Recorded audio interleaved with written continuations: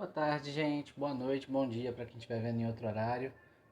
Continuando o que a gente estava falando na semana passada, eu estava falando com vocês sobre as divisões, as regionalizações que a gente pode fazer do continente americano, da América, né? A América ela inclui a América do Norte, a América Central e a América do Sul, onde a gente está, né? O Brasil está na América do Sul, mas a gente pode dividir também de outra forma, né? Então eu estava explicando para vocês, eu coloquei no outro vídeo que a gente pode dividir, né, de uma forma fisiográfica, de uma forma física, que você tem a América do Norte com o México, Canadá ao norte, né, os Estados Unidos no meio, o México mais ao sul, e você tem a América Central que vai ligar a América do Sul e a América do Norte. Essa América Central vai ter países como a Costa Rica, Belize, Panamá, né, que vai ser muito famoso pelo canal do Panamá. Você vai ter os países ali do Mar do Caribe, né, então você vai ter, por exemplo, Haiti, Cuba, você vai ter Bahamas, você vai ter Barbados, tem também Bermudas, né, famoso pelo Triângulo das Bermudas, que as pessoas dizem que acontecem eventos sobrenaturais por ali, e você vai ter a América do Sul, que é onde está o Brasil, né, junto com vários outros países vizinhos, né, países que não fazem fronteiras, mas que estão perto, por exemplo, o Equador, né, a Venezuela, Chile, Argentina, Uruguai, Paraguai e o próprio Brasil, né? E aí a gente tem a divisão social, histórica e econômica que vai tratar, por exemplo, de América anglo-saxônica, que a gente estava falando na semana passada, e América Latina, né? Então a América anglo-saxônica vai tratar principalmente especialmente dos países que falam inglês, tá? Que países são esses que vão falar inglês? Estados Unidos e Canadá. São os únicos países que falam inglês no continente americano inteiro? Não, você vai ter outros países também que falam a língua inglesa. Então você vai ter uma divisão que ela se dá pela língua, né? Então você vai ter anglo-saxônicas, né? Línguas inglesas, e você vai ter latina, América Latina, que vai falar línguas latinas, línguas que têm origem no latim. Por exemplo, português, francês, espanhol, né? Qual é o problema dessa divisão? Quando a gente vai tratar de América anglo-saxônica, né, e América Latina, a gente também tem que levar em conta um fator econômico. Os dois países da América anglo-saxônica, que são Estados Unidos e Canadá, são países que a gente considera desenvolvidos, né? Enquanto isso, os países da América Latina são países ou subdesenvolvidos ou em desenvolvimento.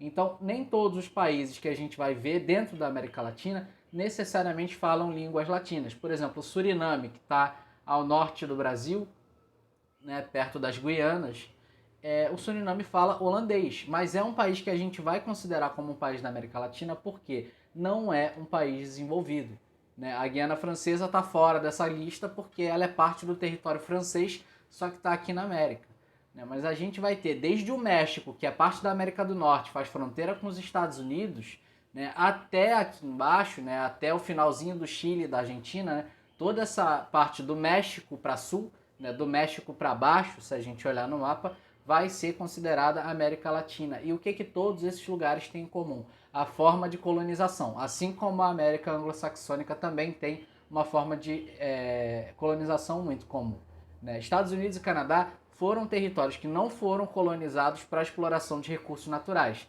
Eles foram colonizados para ocupação, foram colônias de povoamento, né? E tiveram algumas áreas de exploração, sim, de recursos, mas não era o foco daquelas colônias. Já do México para sul, a gente vai ter esse foco, né, muito grande na exploração de recursos. O caso do Brasil é o caso que a gente tem mais de perto, né, o nosso país. Então, nas aulas de história vocês veem o tempo inteiro que o Brasil primeiro foi um local de extração de madeira, né, do pau-brasil, por exemplo. Depois a gente vai para as capitanias hereditárias e o Brasil vai ser uma grande colônia de produção e exportação de cana-de-açúcar e açúcar. Depois do açúcar, descobre-se o ouro em Minas Gerais. A galera vai procurar ouro em Minas Gerais e Goiás, tira esse ouro, mas esse ouro vai parar nas mãos de Portugal, vai ser comercializado esse ouro com a Inglaterra, né? Então a gente não aproveita desses recursos diretamente. E aí lá em 1822, né, com a gente já usando o café como forma principal de economia, né, nessa época a gente vai ver um Brasil que vai se tornar independente em 1822, mas sem o acesso a essas riquezas. É diferente do que aconteceu nos Estados Unidos, bem diferente também do que aconteceu no Canadá, né? Então os Estados Unidos eles vão se tornar independentes com bastante recurso né, e com bastante riqueza que vai ser mantida dentro do país. Né? No caso do Brasil, no caso de vários outros países aqui que formam a América Latina, esses países vão ter esses recursos retirados para a exploração deles, para a venda deles e para a geração de riqueza que vem deles em países europeus, né, nos países colonizadores, e esses países vão sair dos seus processos de independência tendo que lutar para recuperar essa riqueza que foi perdida, né, durante todo esse tempo.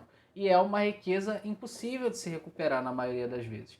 Então, os países da América Latina, do México para sul, do México para baixo, né, a gente vai ver sempre países que têm situações de pobreza muito grandes. Situação, por exemplo, de violência também muito forte, principalmente por causa da questão da riqueza. Essa riqueza ela não foi gerada, né, durante muito tempo, ela foi transferida para outros lugares, ela não foi distribuída para as pessoas, né, e você ainda por cima vai ter um cenário muito mais forte, né, na América Latina de escravidão, né, de pessoas escravizadas, né, de indígenas dizimados e de pessoas negras escravizadas, trazidas da África até o território desses países. Né? E o Brasil vai ser o país que mais vai receber pessoas escravizadas, é o país que mais recebeu pessoas escravizadas na história. Então, na América Latina, a gente vai ter uma população que ela vai ser empobrecida também, porque a libertação dos escravos na maioria dos países, especialmente no Brasil, não incluiu a inclusão dessas pessoas dentro da economia, dentro de uma função de trabalho. Né? Então, foram pessoas que se tornaram livres e se tornaram também pobres.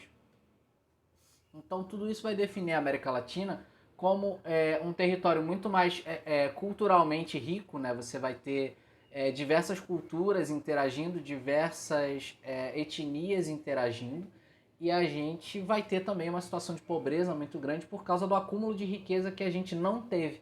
Né? Diferente de Estados Unidos e Canadá, que tiveram um acúmulo de riqueza antes e depois de se tornarem independentes. Né? Então, os países da América Latina eles vão trabalhar de uma forma um pouquinho diferente com a sua riqueza. Essa riqueza ela vai ser mal distribuída, mesmo quando esses países se tornam ricos. Né? Pouco desse dinheiro vai chegar às populações mais pobres. Você tem uma desigualdade social muito grande, porque desde o começo são países formados por elites muito ricas e pessoas muito pobres. Né? Então, você vai ter uma América Latina que ela é muito mais pobre, né, em matéria de dinheiro em si. Né? Você vai ter países muito ricos, com economias muito importantes, como é o caso do Brasil, né, como é o caso da Argentina, mas essa riqueza ela não vai ser tão bem distribuída. Né? O Brasil é um caso, por exemplo, em que essa riqueza não é bem distribuída. A gente tem a maioria dos brasileiros vivendo com menos de 2 salários mínimos. Quem ganha mais de 2 salários mínimos nesse país já está nos 25% das pessoas mais ricas do país.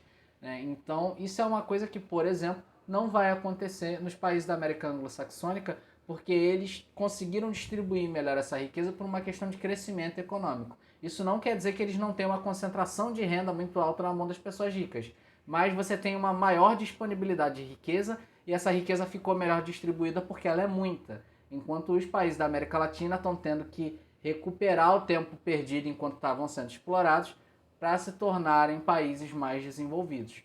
Né? Então você tem essa questão de uma convivência muito grande com a escravidão e também com atividades que não geram tanto valor.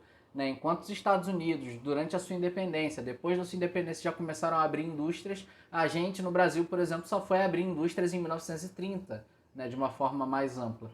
Então, isso define muito quanto esses países da América Anglo-Saxônica vão crescer e os países da América Latina vão se manter ainda pequenos. Além também da interferência, principalmente dos Estados Unidos nesses países, porque é interessante para eles terem esses parceiros comerciais mais fracos perto. Né? Então, os Estados Unidos sempre tiveram algum interesse em manter a América Latina de uma certa forma, de um jeito que está. Né? Então, é sempre uma indústria de menor valor, né? A gente sempre fica em uma situação mais de agroexportação, como é o caso do Brasil, que exporta muito produto agrícola. Né? Então a gente vai ter essa dependência em relação aos Estados Unidos, principalmente ao Canadá também, mas aos países da América Anglo-Saxônica, porque a gente não vai atingir o nível de desenvolvimento deles e eles também vão se aproveitar dessa situação de menor desenvolvimento de pobreza na América Latina. Tá? Então, o que define a América Latina não é só a língua, né? Não é só a gente falar português, espanhol, francês, mas é também a situação de exploração, é a história de exploração e a situação de pobreza. Né? Então, é por isso que na América Anglo-Saxônica você vai ter a situação de riqueza, com dois países, que são os Estados Unidos e o Canadá, e na América Latina você vai ter uma situação de mais distribuição de renda ruim, né? De concentração de renda na mão de poucas pessoas muito ricas. E isso vai diferenciar bastante os estilos de vida na América Latina, né, e na América anglo-saxônica. Né? Por isso que as vidas de estadunidenses são tão diferentes de brasileiros. Né? A gente pode falar melhor disso depois, mas isso fica para a semana que vem. Abração, galera. A gente se vê na próxima.